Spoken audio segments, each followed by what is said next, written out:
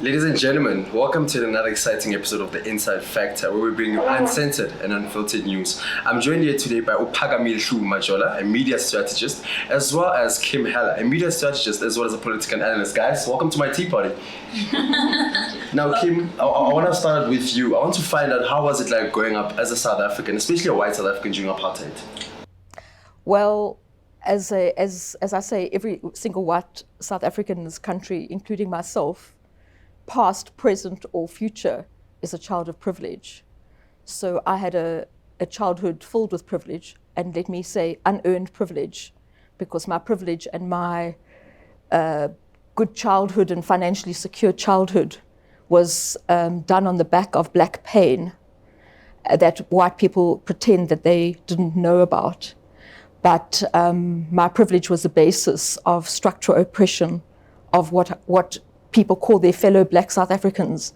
But for most white people, they don't care at all about their fellow black South Africans. And that is very evident, not only under an apartheid society, but in our new democracy. So what my book tries to do, which is called No White Lies, is to uncover the fact that our rainbow nation is nothing more than a great white lie. And then do you feel as though white South Africans fully understand the kind of privilege that they have, or it's something they just downplay? I don't even think they recognize it. So for white people, they are in prime positions in society because they've worked hard and because they're entitled to it. There's a lack of understanding. But what I find absolutely morally bankrupt is that white South Africans do not even acknowledge their privilege. Not only should they be acknowledging their privilege, but they should be making reparations for ill-gotten wealth through land taken by force, not through dialogue that the ANC government want to have now, but through brutal force, the dislodgement of black families, the fracturing of the lives and fortunes of black South Africans in this country. So when I raise white privilege, I get attacked from all quarters of white South Africans who are saying, don't speak on behalf of me. I'm not privileged. So there's this complete, I think I say in one of my articles, which is in my book, do white people have a moral compass? And my answer at this stage is that I don't think so, because as white South Africans, including myself, we've had marathon opportunities to account for the acts of deep crimes against humanity, but we have not ever risen to that occasion. Nobody is saying, let us return the land, let us return what has been taken from us, what our forefathers took from people. So we have this generation of white South Africans saying, oh, but I'm a freeborn. You know, I didn't do anything wrong, without acknowledging that there've been centuries of black disempowerment on the back of white privilege and white power, illicit white privilege and illicit white power. And you know, one of the tragedies to me of the ANC government is that what they're doing is that they're almost cementing black poverty as a normal thing in society and white wealth as a normal thing in society. And it breaks my heart that our children may grow to think that is a normal thing, rather than an orchestrated monstrosity of history on the back of white power. And I speak a lot about white power in this book because I had hoped that it would fall with the advent of democracy and a black government being in place. But all we see under the ANC government is a jackpotting almost of white power. It's almost like there's been a license to continue to loot, you know, an extension of the tender, because white people are doing very well in this rainbow nation of ours. Now, Phakamile, for you to come in there, I want to find out more about you. Walk me through your life growing up during this time of uncertainty, and does that contribute to your political and social outlook today? Well, I grew up in the 80s. I was born in 1980, and 1994 was a very powerful moment for me. I was 14 years old when that first democratic election happened. And so I grew up basically under apartheid, experienced the transition, and now we're here today. And during that time, I was fortunate enough to be educated in some of the best schools in the country. I was a bursary child. My parents are working class. My dad was a teacher at Pefeni Secondary School, now retired. My mom was a nurse. So I got exposure to this very, very high level education where I was surrounded by some of the richest people in South Africa. The kids I went to school with, their fathers are board chairpersons, you know. And so it really had a huge impact on how my outlook on life. 1 foot in the dusty streets of Pimville and later in Spruitview, and another foot in the privileged, you know, manicured lawns of white society. So I feel like I got first-hand exposure of white people from a very, very young age. And yeah, I've had very, very different experiences which have changed my worldview and have informed the person that I've become now. I'm in a space where I'm a spokesperson for the biggest trade union in the country, and I use my voice to amplify the voices of the African working class. And I do that consciously and deliberately because of my exposure, because of my upbringing, and because even though I have been lucky enough to have better opportunities, I'm very well aware of the privilege of white privilege and the dominance of white people in South Africa, the lack of transformation, and the fact that we still have very, very far to go in order to, to actually have the freedom that our parents and our forefathers fought for in this country. Now, you mentioned something very interesting. You were going to school with white kids firsthand, and during that time, you're probably the first black child in the school, in the class. Now, for someone who's also went to school with many white children, did at any point in life during your school years you start losing your blackness, if I could say so? I was accused of that many times. Especially because of the way I speak. I've been told I have a very posh accent. And I suppose you could say that because of how immersed I was in whiteness. And the one thing I can say, having gone to these schools and been exposed to white institutions or institutions where whites dominate, is that one of the first things that's almost demanded of you as a black person is not just that you must assimilate, but you must strip yourself. You must strip yourself of your race, you must strip yourself of your culture, you must be as white as possible while being black. And that is something that is almost actively encouraged. When I was growing up, for example, we were not allowed to speak our African languages at school. We would copy the white girls and pretend we had long hair. Everything about whiteness was celebrated. Everything about being black was looked down upon and viewed with suspicion. It was done either overtly, sometimes it was done in a very insidious way. But what I can tell you is that even today, that kind of practice continues. I worked in 2 very big media houses, ENCA and 702, and that culture is very prevalent in any institution where white people dominate. That is how you feel as a black person. I remember, for example, when I was entering broadcasting, it was not popular for black broadcasters to have heavy African accents, especially on certain channels. Certainly not at ENCA, that I can say, because we fought that battle. No. But the point I'm making, and I know I talk a lot and I apologize in advance, but the point I'm making is that, we in South Africa, we've been very quick to celebrate the Rainbow Nation. We've been very quick to celebrate that 1994 moment, but we don't want to deal with the big, ugly elephant in the room, which is that whiteness and white supremacy dominates in this country. Now, before we go into ENCA and the Rainbow Nation, Kim, I want to find out from you. You've mentioned how white people have come out to say, don't talk about me, focus on yourself, speak from your point of privilege. And there's a point in your book, you mentioned how you've lost certain contracts and certain work that you've lost because of, if I can quote, her articles are a problem. Now, walk me through that.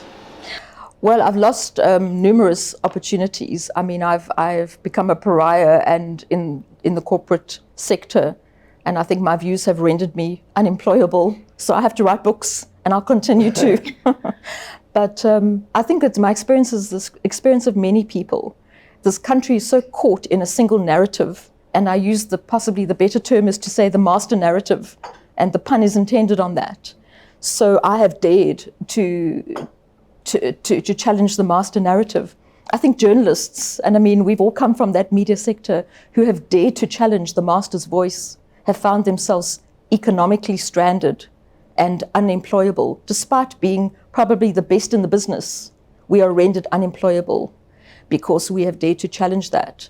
But I must tell the many distractors that I have, I will continue to tell the truth. As costly as it is, I will continue to tell the truth. And I do believe, this book has been phenomenal. It went into print about 8-9 weeks ago, and I've sold almost 800 copies. So it's heading towards being a bestseller actually pretty soon. And I'm very thrilled about that. And my support is coming from ordinary people. It's hardly even been in the bookshops, because I think there's a growing appetite amongst young Black South Africans for the truth, that they realize that nothing's changing. They've been told to bargain on hope and things are going to get better. But things aren't getting better. So the truth cannot be hidden forever. I mean, we even have a president who's sealing the truth about his funding.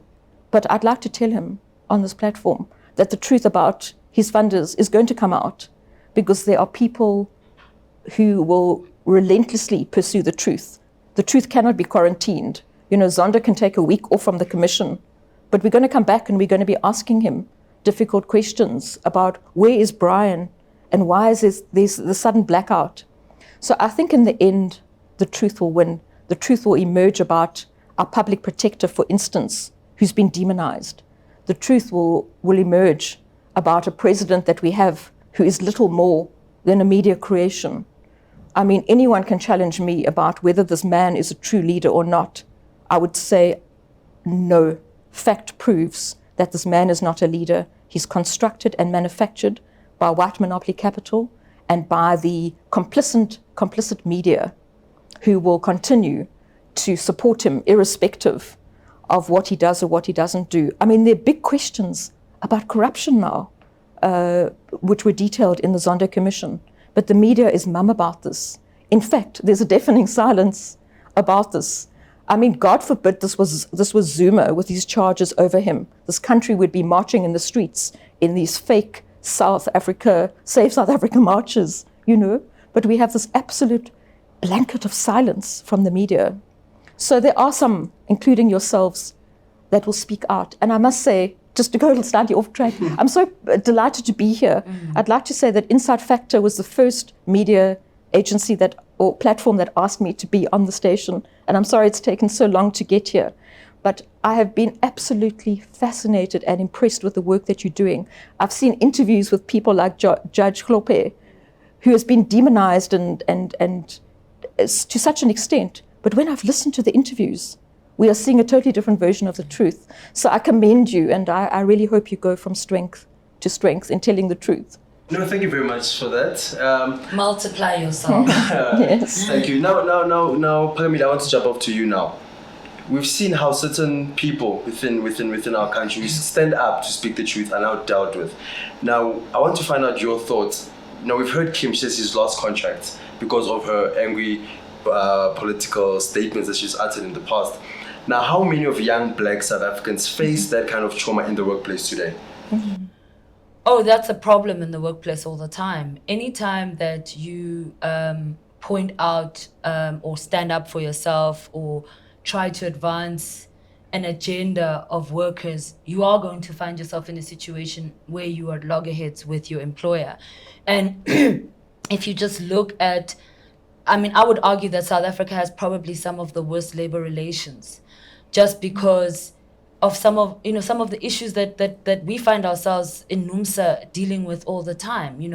Even today, we still have white managers who treat Black workers like it's still the dark days of apartheid, where people beat up employees on the job for example. That was the case in a company called Score Metals. That happened 2 years ago. And I think it speaks volumes about how far we've come in this country. Look at the statistics, for example, with regards to transformation at the Johannesburg Stock Exchange, transformation at management, executive level. How much representation is there? According to the latest statistics, only 2% of companies on the JSE are 100% black owned. I mean, that's a disgrace.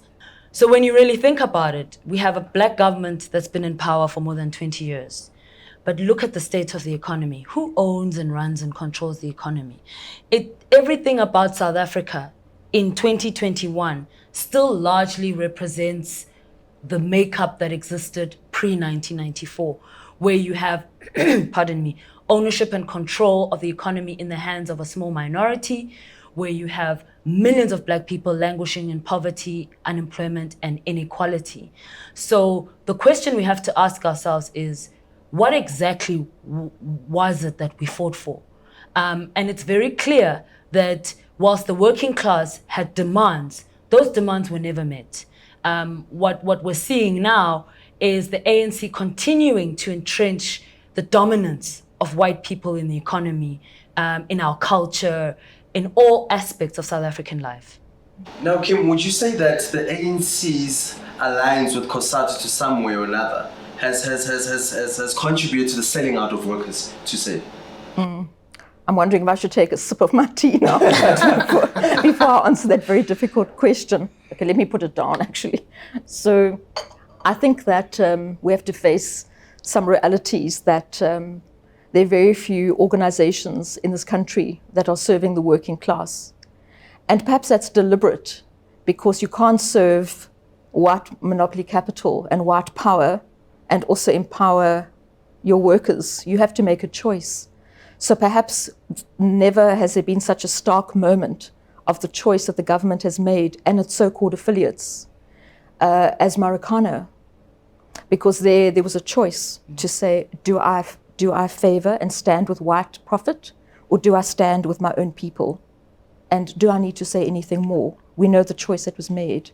So I think, unfortunately, many of the so-called trade unions and particularly ANC-affiliated organizations have just proved that they're nothing more than agents of white power. And, I didn't choose the name of my book coincidentally. It took me a long time. And the word white power is very important, because I think black people understand politics, but I think whites understand power. And politics in the end is all about power. And there has been no interruption to white power. I often say the national anthem of the ANC government has been, and the Rainbow Nation has been, please do not disturb white privilege. And we've seen that. And which unions have actually stood up against white power? I mean, there's continuous abuse, as Phakamile is saying, of workers. I mean, we don't even have the minimum wage. It's scandalous what people are being paid. So I don't see them marching for that, but they'll join their white fellow South Africans marching against a black president. So what is the agenda of a trade union like COSATU? I think they've lost the plot, as the ANC lost the plot literally and figuratively with the Freedom Charter in 1955. COSATU has lost the workerist plot in this new Rainbow Nation. Now, I want to come back to white people in the liberal sense with regards to marching. Now, I want to go to you now, Phakamile. Marikana, you have a president who was a former unionist himself. He then writes an email to say concomitant action must not be taken. What goes through your head at that moment? Oh, Ramaphosa was a major disappointment when it came to Marikana. History gives you so many moments when you have, as Kim says, an opportunity to make a choice, and that choice could change history.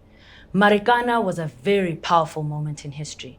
Here you had workers who chose to organize themselves outside of their trade union and make a demand. And the demand, when you analyze it, was not just a simple demand about an increase. They wanted a living wage. and they had identified that living wage as 12,500 Rand. That demand was about improving the quality of their lives. And for anybody who's actually gone to Marikana, you can understand fully where the anger of workers was coming from. Marikana is a wasteland. It's hell as far as I'm concerned. There's nothing there. It's a wasteland of poverty. You've got mine workers who are extracting the wealth of the country from the ground and are living like pigs in shacks with no access to water, no access to basic services, lawnmen making a fortune. And along comes Ramaphosa with ties to the trade union.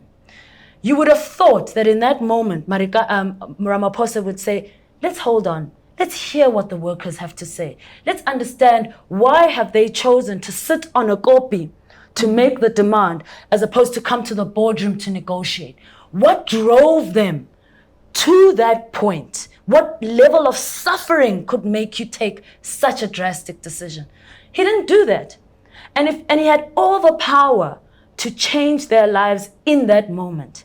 What did he choose to do? He chose to lobby members of the cabinet to take strong action, concomitant action, which, as we all know, we witnessed when those police fired on unarmed striking mine workers for simply demanding what was due to them and what had been promised to them by the ANC government since 1994.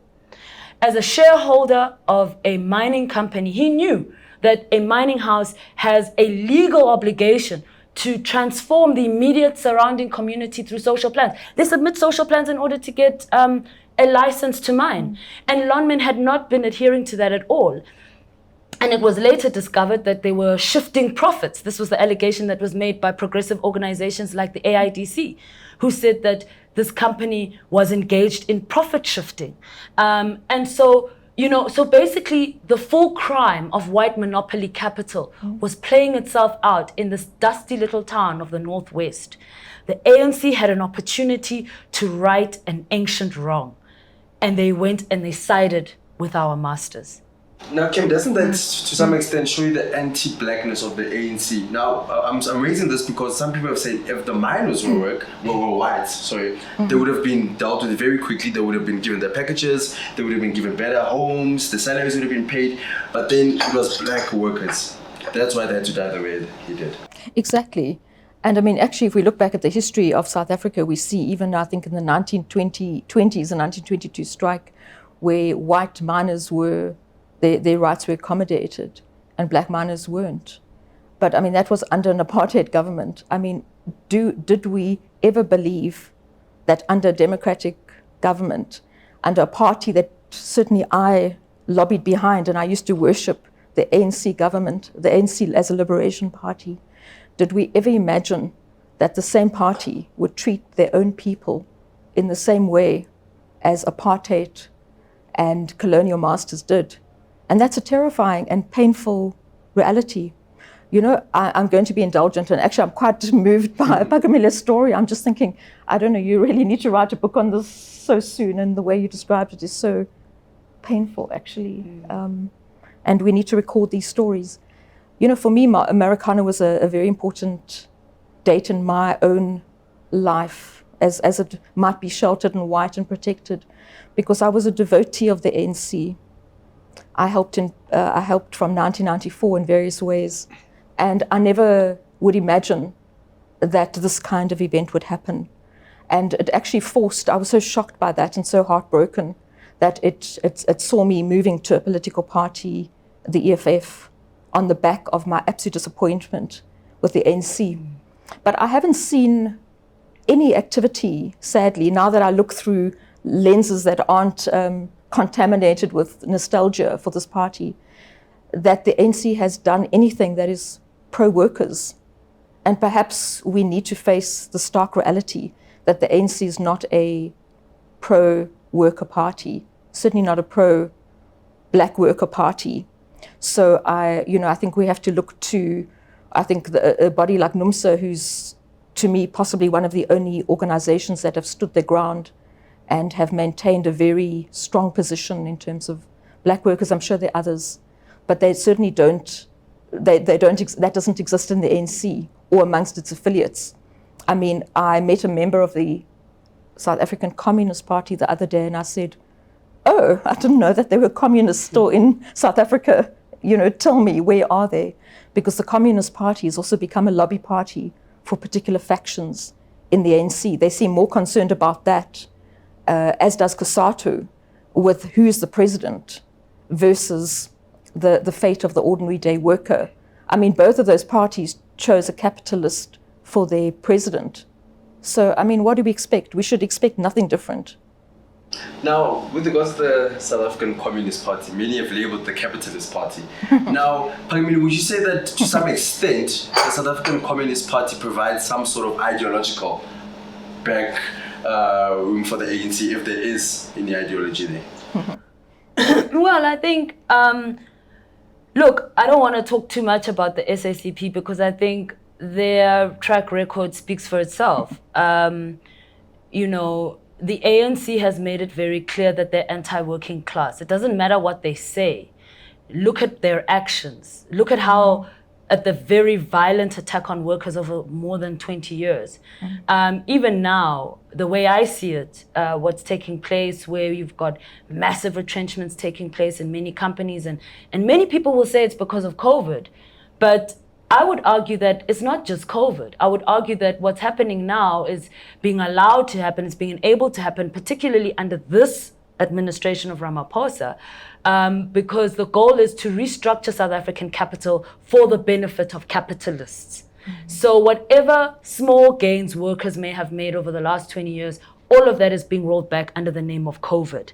Suddenly, companies want to be able to get away from the Labor Relations Act because of COVID. So this is what I'm talking about when I talk about the restructuring of South African capital.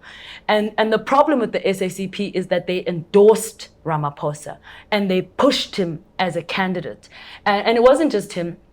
COSATU did this too, confusing the working class into believing that a billionaire could represent their interests.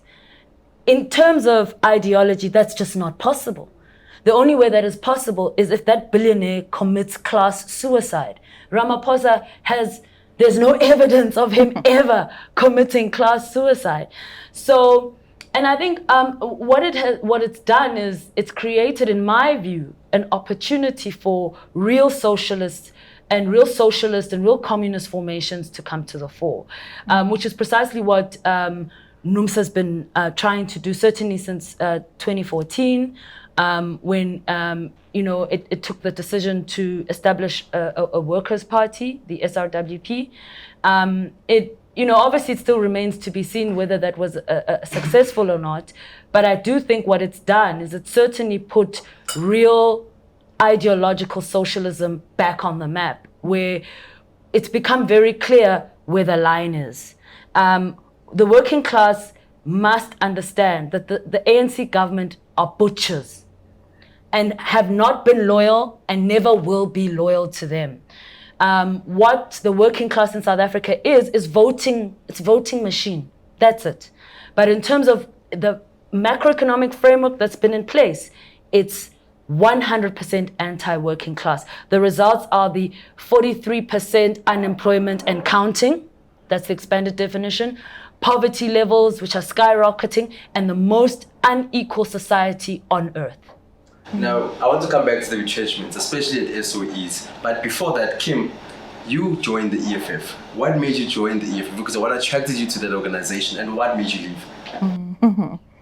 How long do you have? Yeah, that's possibly an episode in itself. And as I said a bit earlier, that with being heartbroken that my party would do such a terrible thing at Marikana, I noted the development of the EFF, and my former student comrade from Wits, Dalimpofu, advocate Dalimpofu, I saw that he had joined EFF. And he said a very profound thing: I never left the ANC left me. And I think it's a very beautiful statement, and it resonated with me because what I stood for, it's not that I had made a change, it's that the ANC had become an animal that I never thought it would be. And he recognized that. And I joined EFF actually in 2014. And I must say it was a very profound time of my life. And I am deeply privileged to have been part of that organization. If we look at the cardinal pillars, the original cardinal pillars, if those were pursued fully, that would almost be the answer, if not the full answer, for South Africa. And today I'm no longer part of the party, but I have the ultimate respect for the thousands of fighters that I worked with across the country, and particularly in Alex. I've never seen more committed, selfless, intelligent fighters. I was very blessed to work with Julius and the team. He is one of the most intelligent people I've met. I left because I think there was a factionalism which outed from the organization a black consciousness element that I thought was necessary to take that party where it should be. And I was also very disappointed by the fact that they gifted. I speak in my book about an illegitimate gifting of votes to the DA. I mean, we worked through nights to get votes out. I wouldn't have voted for the EFF if I knew that my vote would go to a white party. And there's still a lot of controversy about what EFF has, what should they have done. I would have said, stand your ground as a brilliant young black party with a revolutionary agenda. Or go to the ANC and say to them, we'll vote with you on these conditions, that you force land expropriation without compensation. But it's still, my heart races when I think of the party that I was so enamored with, that I thought was challenging white supremacy and white power, actually giving votes to the power to a party that is a bastion of white power in this country. So it's still something that I would have liked the EFF to have done differently. So I think I've politically matured since I was actively involved in the EFF, because at the time I thought I was the first white leader in the EFF, and I thought that was a glorious thing. But I think it's a shameful thing. I think white people must stay away from black organizations. And I think that if we look at the role of white liberals in organizations, they've probably done more harm than good. And what is our purpose as white people to be in black organizations? I mean, we are the oppressors. As long as we don't hand back land and ill-gotten wealth, I remain the oppressor. So what am I doing interfering with black organizations? So I'm happily outside of that. There's no black organization that needs a white person in its party, certainly not in a leadership capacity. And I feel ashamed in a way that I took on that position, because there were hundreds of capable fighters who could have done a far better job than me.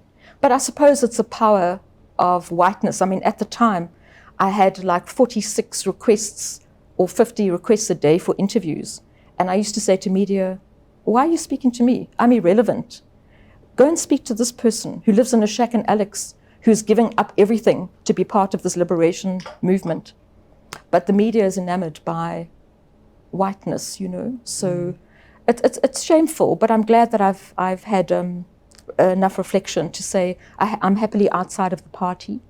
I still wish them luck. I do believe they've got a lot of radical appeal, and I suppose a little bit of my heart remains with them. I quite like this reconciliation with Zuma, although people say it may not be fake, because I believe that we must not forget that the teething gel of white supremacy is black disunity.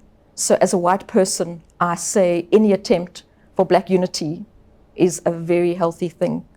And I think white people often in this struggle have played very disruptive and divisive roles in black organizations. And as Steve Biko says, be careful of white people. There's no better white. White people must stay out of black struggles. And perhaps if you can just allow me to say one thing about this book, the one thing that I've been very clear on is that I'm writing this book as a white person, as a white settler. I describe myself as a foreigner in this country, not African brothers that are getting such a hard time with xenophobia. Actually, white people are the foreigners. So I speak very clearly from the vantage point of a white person, of a white privileged person. I don't speak to black people. I don't speak for black people. All I'm trying to do is to uncover the truths of white power in this country and show that the real pandemic that we have in this country is not COVID. It's white supremacy, because that is causing deep poverty for black people. It's killing black people every single day. Now, staying on the issue of white people, during Save SA, we saw white people joining hands and protesting. You know, some were shouting, Zuma must go, but they've never stood up and protested with regards to poverty. Walk me through that as a white person in this country.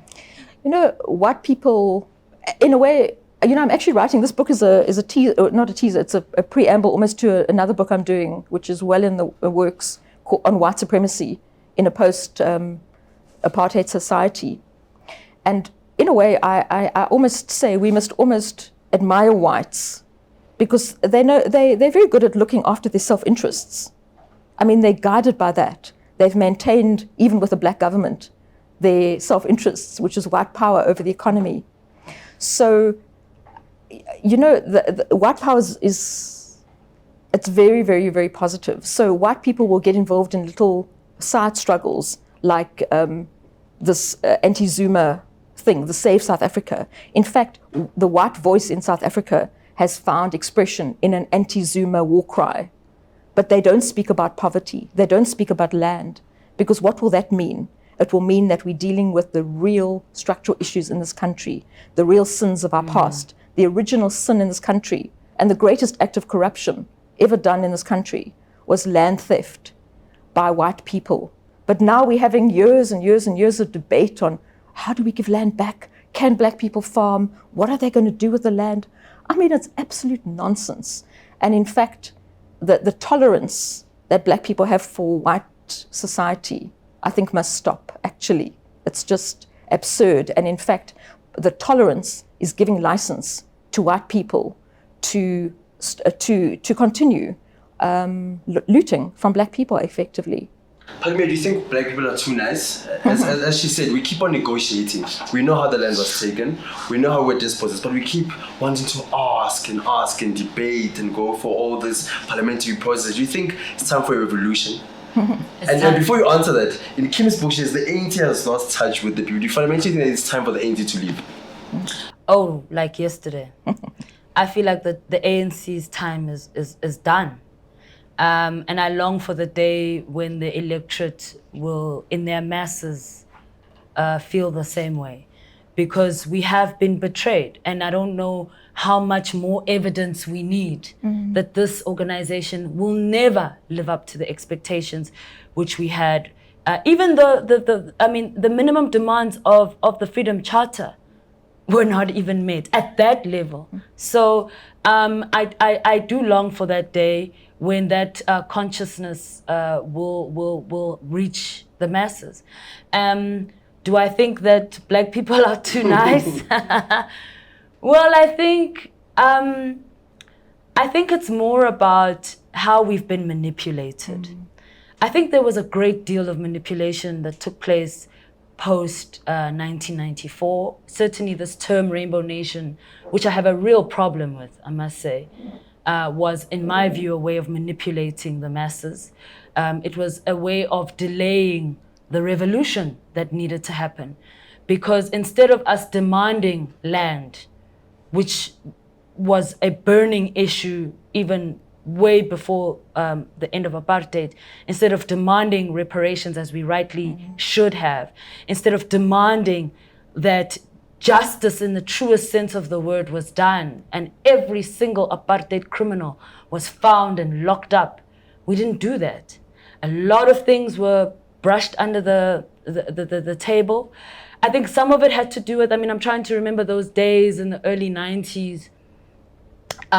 There was I know, and I'm speaking for myself, within my family, almost a sense of relief that apartheid was over. And I think the problem is we got too caught up in the relief that apartheid was over without actually looking at what did we get from this deal, from this agreement, from these negotiations which took place at CODESA. And it's only now that we're analyzing the fine print because of the major impact of those choices. Our lives largely have not transformed as Black people. And now we're starting to question, what exactly did we agree to in 1992 and 1991 when those talks were taking place? And also, I think the hideousness of apartheid, the brutality and the violence was so extreme. People were so keen to move on. I remember there was that sense when I was growing up, it was like, oh, we need to move on from this dark time. And we made a mistake. We rushed, I think, to move on. We needed to spend more time reflecting. I think we should have definitely made a lot more demands, and certainly at that time. And we were hoodwinked by this idea that, oh, we're a rainbow nation now, apartheid is dead, therefore racism is dead. We're learning that the joke was on us. Now, with regards to manipulation, people are talking about Codesa. People's names like Rolf Meyer come up. People like the FWD Ditlike are coming up. And there's a Zulu saying, do you think it's about time that our generation starts going after people like Ditlike and Rolf Meyer, for example? Absolutely. I get so angry every time de Klerk is given a platform. This man was the last president of apartheid. I mean, a cockroach should not be welcome in your home. Why is this man on my TV screen? Why do they quote him? Why do I have to read his remarks? Where does he get the audacity to criticize Black leaders? What moral authority is he using when he has got millions of skeletons rattling in his closet?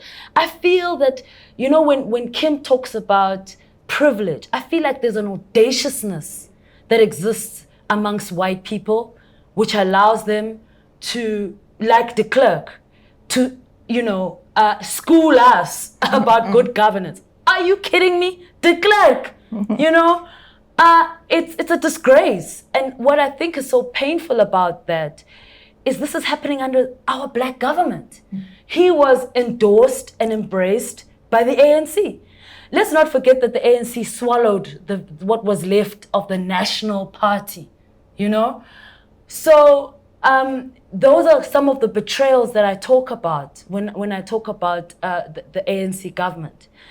I do feel very strongly that until we come to a realization that this organization will not allow us to fulfill our goals and ambitions as a Black people, we are not going to get very far.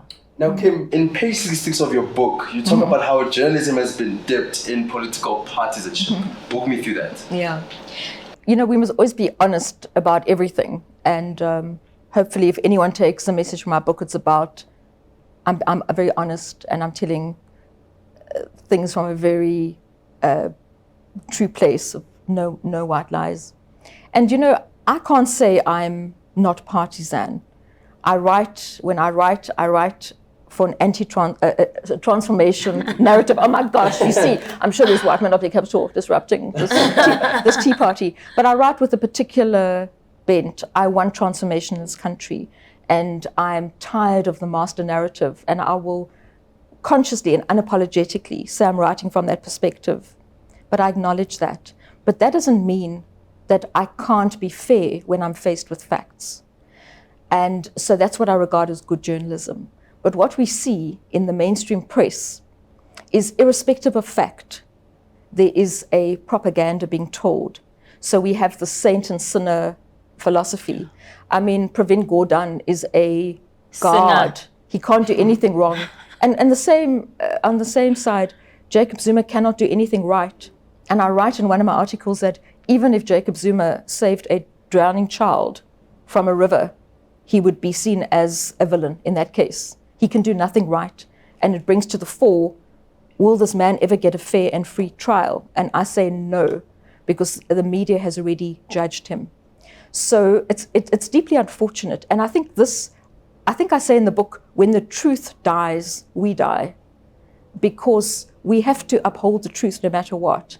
And I mean, when Cyril Ramaphosa stands for corruption, let him have a free and fair trial. I'm not a supporter of his, but I hold his right to have a free and fair trial. If he happens to do something good, I'm still waiting. actually 2 years after he's been appointed. But when and if he ever does something good for society, I will say so. I will commend him on that. I'm waiting. But you know, there is an expression that I'm learning. One day is one day, so it could happen.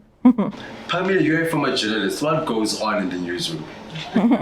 Gosh, so much goes on in the newsroom. And I think what Kim is talking about, the partisanship of many media houses, is absolutely true. I think we must stop trying to delude the public.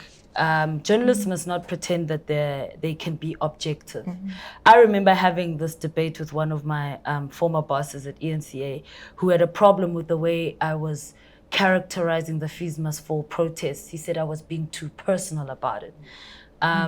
Because I knew those struggles as a former Wits student, as someone who was actually a member of the SRC at some point at Wits, education officer. And he felt I was losing my objectivity. I said, and I was very frank, I said, but I cannot be objective about my suffering. I don't know what do you expect me to do? I must climb out of my skin and stand outside of my, what does that mean? You know, I can only talk about what I know, and I must be honest about how I feel. And I think so what happens in the South African media space is, in my view, very, very clearly partisan reporting in the way that factional battles of the ANC are being reported on. So this good guy, bad guy narrative that Kim talks about is absolutely true. Zuma has been portrayed as this, he's like Stefano De Mero. He's everywhere, he's evil, you know. It's amazing the powers this man has, you know. And I'm by no means trying to take away the responsibility, because as far as I'm concerned, Zuma is responsible for Marikana. He was president when it happened. So I do not exonerate him for anything, you know. But it is obvious that there is an agenda. Zuma has been characterized as a bad guy, and the Ramaphosa/Gordhan camp are the good guys. And so it becomes very difficult when you have to point out the failings of the so-called messiahs. For us, for example, in the space that I operate in at NUMSA, Pravin Gordhan has been a disaster, worse than a disaster. So brutal to workers in the most horrendous way. But you would be hard-pressed to find a media house that would characterize Pravin's actions as brutal, even though they really are. Thousands of workers, not just at SAA, not just at SA Express, Denel as well, who've gone months without salaries. Any other minister should be fired. But when it comes to Pravin Gordhan, I don't know, something happens in the South African media space. And it's this saint narrative that we have to defeat, because the problem with these narratives is that when these people reveal themselves to be the devils that they truly are, it becomes very difficult to then speak out against them, as is the case for some media houses. Now, I want to stop you right there. I'm going to come back to Pravin and workers-related issues. You left ENCA. Was the Fees Must Fall a time in your life to say, listen, I'm done here? Because you even quote in your open letter, the heaven of racism. Walk me through that. It was a journey. I would say that the tipping point for me was Marikana. Marikana was I'll never forget. I cannot tell you how much Marikana changed my life. I was there in the days before the massacre. I was there in the days after the massacre. The only day I wasn't there was the actual day of the massacre, you know. And so I was there for the build-up. I understood fully the pain and the suffering of workers. I was in that meeting when the director of HR refused to engage workers, you know. And we all know a couple of days later they were shot and killed live on TV. And why Marikana was such an important moment for me is because it forced me to ask myself the role that I played in the media for this horrible massacre to have happened. I mean, if you recall some of the reportage that took place around Marikana shortly before and after, There's a professor at the University of Johannesburg who actually did a very specific article around this. She analyzed this.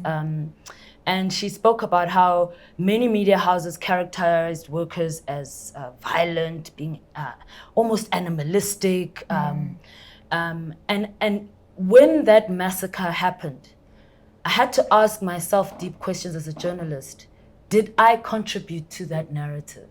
And what did I do to contribute to that narrative? What were some of the messages that were either overtly or, covertly placed in the manner in which I reported on strike action? And there's a lot of that in media. For example, when corporates are corrupt, we don't call it corporate corruption, we call it corporate collusion. There's all these soft words when it comes to the corruption of capital, the brutality of the capitalist system. And then when it comes to characterizing workers fighting for justice, very negative words are used. They are violent, they are mobs, they're angry, So Marikana forced me to reckon with myself as a journalist and my role in the democratic South Africa. What am I contributing towards? And I can tell you from the time that moment happened, my reporting changed. And then my worldview going forward changed in terms of even my interaction with my employers.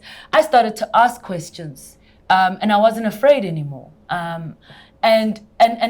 Because for me, it was a case of, you cannot expect me to go and make demands on Jacob Zuma, but you don't want to explain how and why your organization continues to be racist, And these were issues that we were fighting at ENCA. ENCA at that time frustrated me, was calling itself an African news channel, but God forbid you wear a duk on air, You saw what happened to Nontobeko Subisi and the treatment that she got. So Marikana changed me. And it made me want to be a journalist or a storyteller or a champion of the working class. That's what it did. Because to me, the true heroes are the working class. It was the working class that defeated apartheid. And anytime there have been radical changes, it's because the working class has been involved. And so for me, I felt like it's now my job to take what I know to empower us. And because to do that is to help me and to help future generations. As you say, I was supposed to be working at a progressive news station, and here I am having to justify why I sympathize with Fees Must Fall. That's the kind of backward environment that exists in South African media. It is deeply, structurally racist.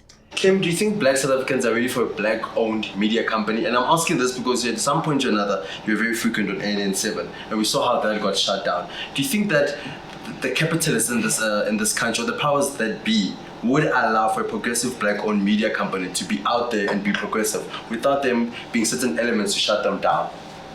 No, I don't think that would be allowed. And I was a commentator on ANN7 and I enjoyed it. I thought it was, and I certainly was never told what to say. And in fact, I often said things that were possibly very contrary to what the station was trying to do. I thought it was a space that a lot of people could articulate alternative views. And I think they lived up to that. And the tragedy of shutting down that station is that people lost their jobs. Yeah. Young, black females, some of who have phoned me to say, Kim, I never thought I'd be in this position. I can't feed my child. The casualties of ANN7 actually affected, 300, 400 young black journalists. And it's a tragedy. But organizations like SANIF were very quiet. They were mute, I think, on those kind of things. So we should never have expected ANN7 to survive. Because it wouldn't. It was deliberately closed down. Just before Ramaphosa came in, it was closed down. And I think every black South African should be saying, shame on us who applauded the physical abuse of journalists at ANN7 and how ministers like Pravin Gordhan embarrassed a young, beautiful black journalist, in front of her peers.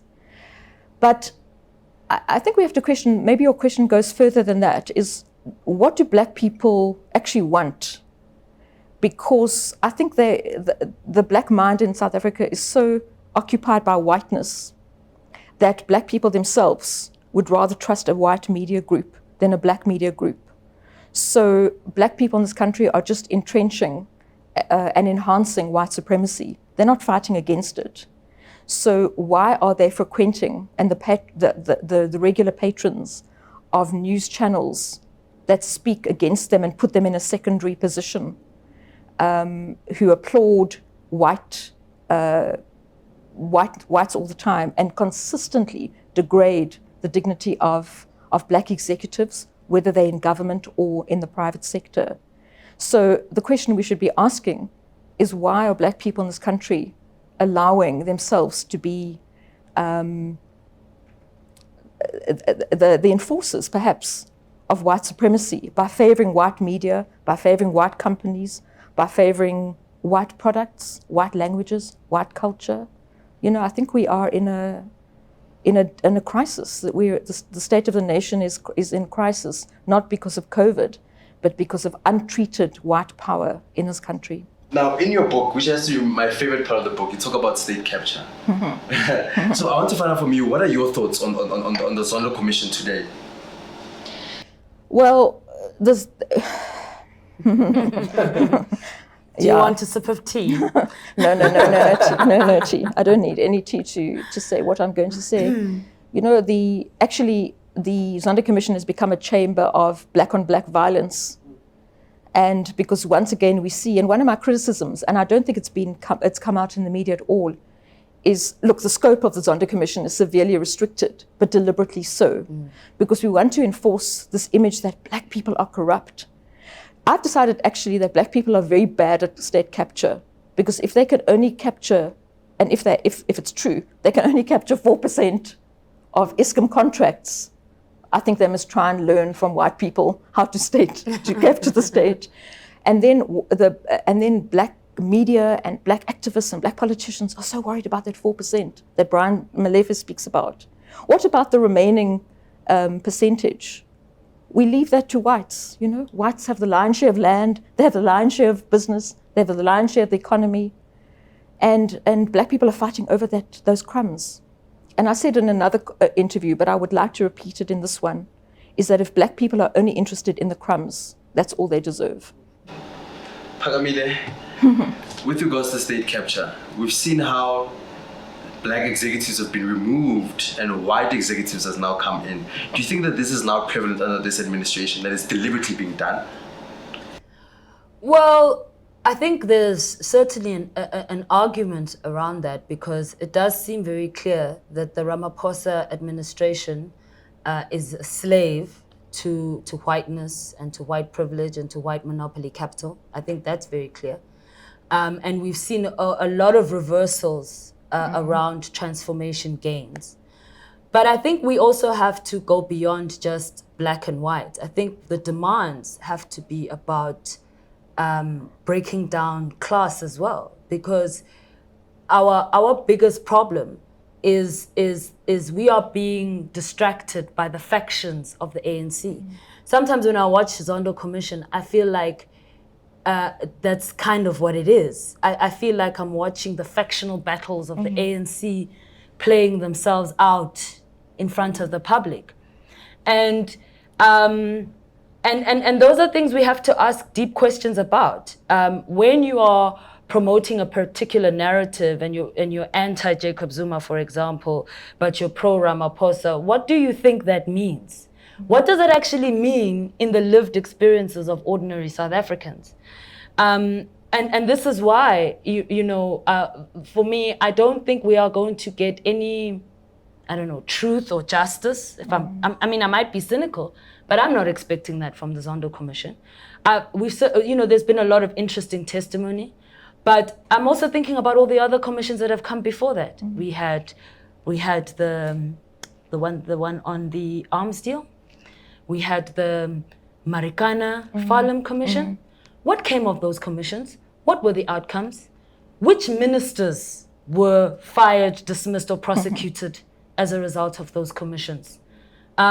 So I think it's time we start asking, what are we getting from this process? You know, millions are being spent as this commission rolls on. And one of the very important questions that Kim is asking is around the genuine corruptness. Let's talk about state-owned entities, right? Mm-hmm. At Eskom, you know, even now, Eskom's biggest cost driver are the coal contracts awarded to established, mostly white-owned companies. Those are things that you don't hear in the narrative. We keep being told about how Jacob Zuma is responsible for state capture as an individual, as if all the people who currently are in power were not there when the looting was taking place. And this is why I talk about distraction. While they distract us with their factional battles, we don't see how we're being actively looted in front of our eyes. Mm-hmm. As I speak to you now, SAA has basically collapsed, as has SA Express. I'm sure you heard this week the shocking revelations that came out to the Parliamentary Portfolio Committee, that the SA Express, the last remaining planes were stripped bare, basically didn't even have engines. But workers have gone without salaries since February last year. Yeah. Who's paying the price, the real cost for the corruption that continues even under this administration that's supposed to be cleaner than the previous administration? Now, Phakamile, you shared a very heartbreaking letter that was published in the IO regarding SA workers that haven't been paid, you know, and I think that deeply broke my heart, if I could say so. Do you think that workers, especially in our SOEs, they're being used as pawns for the greater scheme of things, if I could say so? Well, I mean, that was a heart-wrenching letter written by a worker himself, talking about his own experiences. He took the risk, as other workers did, to fly to China to rescue stranded South Africans during the coronavirus. There was a time when the media was lauding them as heroes. And what was really painful is that they came home and they found themselves ostracized because of their exposure to the virus.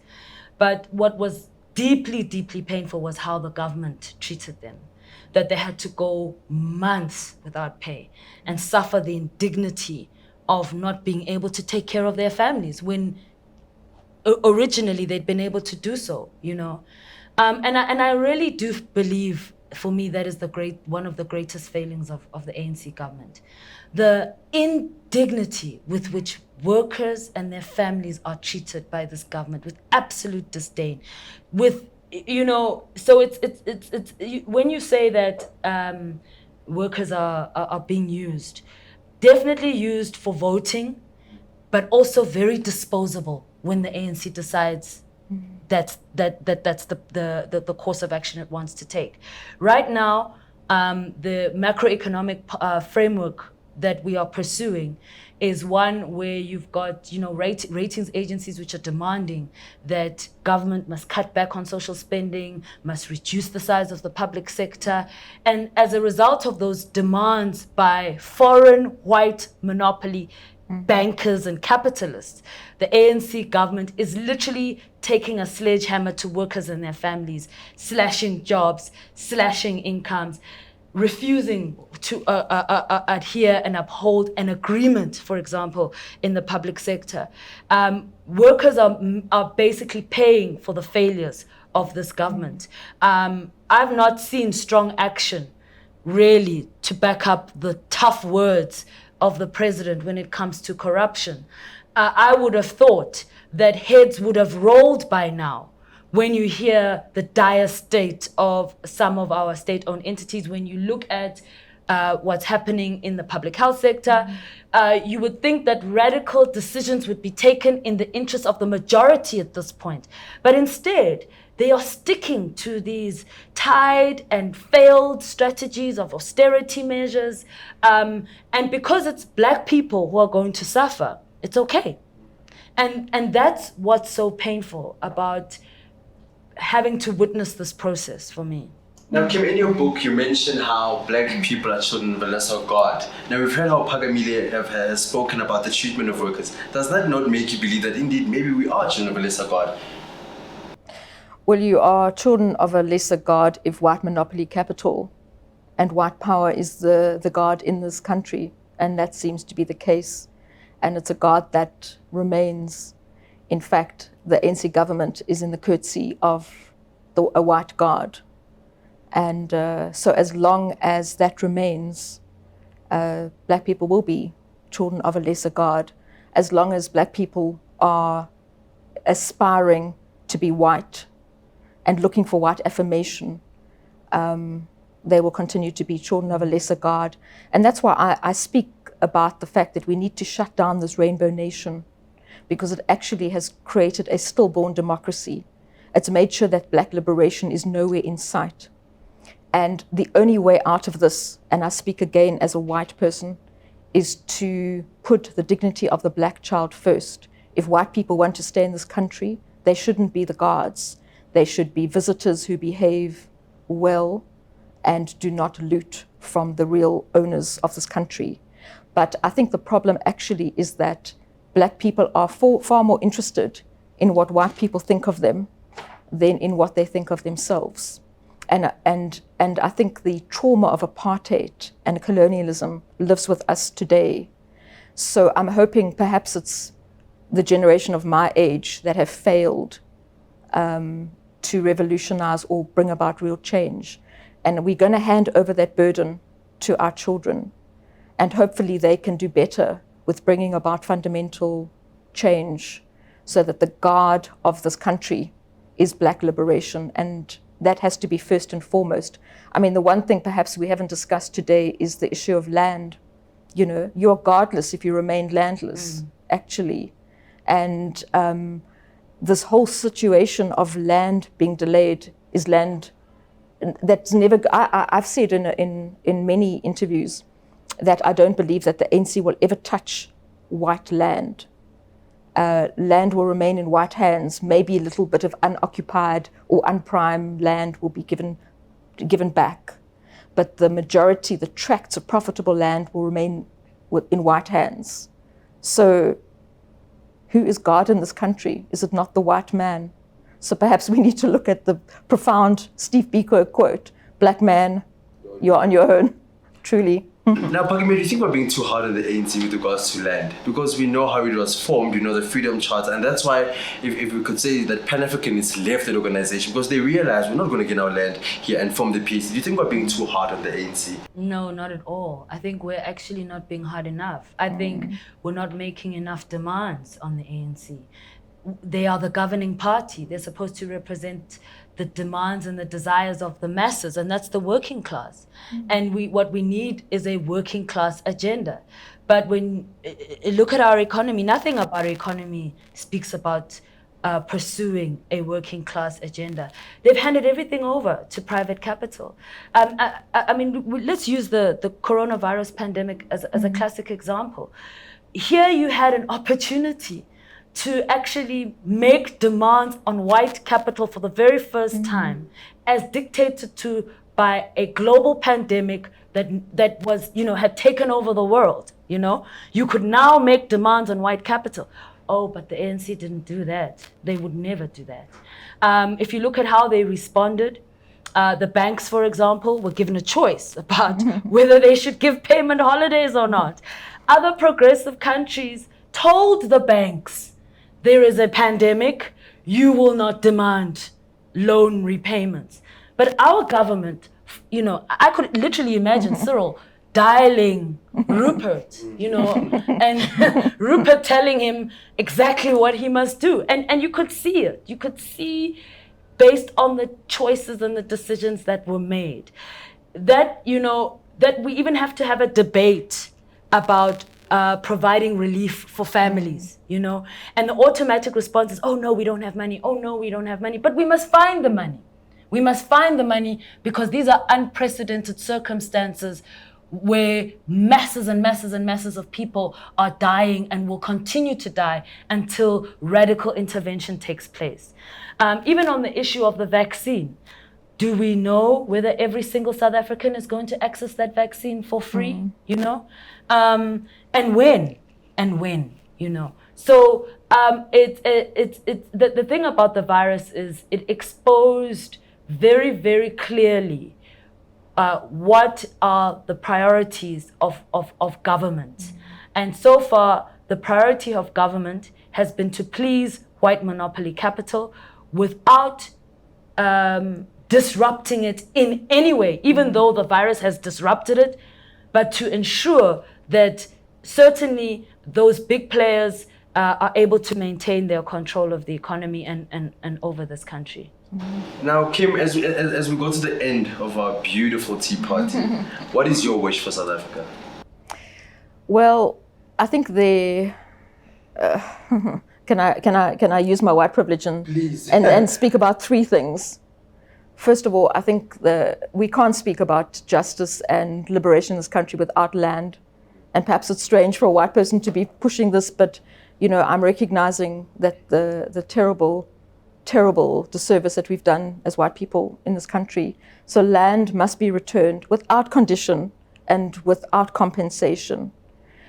A second wish is that Steve Biko's book is taught in every single school in this country, that every single South African has to understand that, because I think that's going to change the mind of people in South Africa. The only way forward is through black consciousness in this country. And the third thing is that I would like to change the white consciousness in this country. That's the only thing I can do as a white person, and to just say that reparations have to come into play. And I'm working on some projects on that to just say to white people, really. Now, you touched on something very interesting. Now, Phakamile, before I ask you what is your wish, do you think that if black consciousness was taught to us at a very young age, that the outcome would be different now, especially with regards to our generation? I think it's important that I do think that certainly if black consciousness, black radical thinking, if we had transformed our educational system in our image as black people, we would be in a very different place, in a very different space emotionally, psychologically, and economically. I do think also that the politics of class and also that awareness of is extremely important, because we must never ever have a situation where a minority of people hold all of the material wealth over the masses. And yes, in South Africa, it has a racial character. I think we must be very clear that we cannot get away from that. Because how was South Africa formed? It was formed in the belly of the violence that came through colonialism, that came through apartheid. And if you are not going to deal with that radically, for example, take ownership of the land, take ownership of the minerals, and beneficiate them for the benefit of the masses, if you're not going to take decisions, radical decisions like that, then you can't expect the outcome to be different. The ANC government has basically ensured that the way South African power was under apartheid continues. So you first have to deal with that structure. You have to upend that structure. And that requires a revolution. And perhaps, before you ask me, that is my wish for a revolution. Kim, do you think that we should have had a revolution in 94 instead of a negotiated settlement? Sure, that's a big question. I think that we need a revolution, but perhaps it's a revolution of the mind, so that we can then look at real fundamental change. And I think we've been in a holding pattern. I think Grumsky speaks about being in this holding position between the old and the new. So we've been in this holding pattern, to use an SAA or airport analogy, and we're getting nowhere. And something has to shift. So, but I think that's obviously going to be driven not by the ANC, because the ANC is pushing the status quo. But let the revolution of the mind, the revolution of thought, let black people recapture the dignity of what they had before the white man came to this country. I think that's the seed of a revolution or radical change. Now, Phakamile, what would be your wish, especially for you and towards black unity, especially of the working class? Pardon me. I think for me, really, it would be to see fundamental change in the lives of ordinary South Africans. That's what I wish for. I wish that our parents and our forefathers didn't die in vain. That's what I wish for. And I really hope that I will live to see the day when the black majority is truly free in the true sense of the word in this country. No White Lies by Kim Heller. Phakamile says it's a brutally honest book. So Kim, where can we get your book? Various options. People can contact me directly, kimheller.writer@gmail.com, or it is at some bookshops, including Exclusive Books, Exara Books, which is a Pan-Africanist bookshop in Midrand, and there's a Berry Institute in KwaZulu-Natal, where a lot of the demand is coming from. Now have stock of my book. Thank you. For more uncensored and unfiltered news, do follow us at The Inside Factor on Facebook, as well as at Inside Factor on Twitter. My co-host handle is at Tawamakwakwa, as well as mine at mmudiba10. Do watch our shows every Sunday at 6 p.m. on YouTube. Until next time, guys, good night.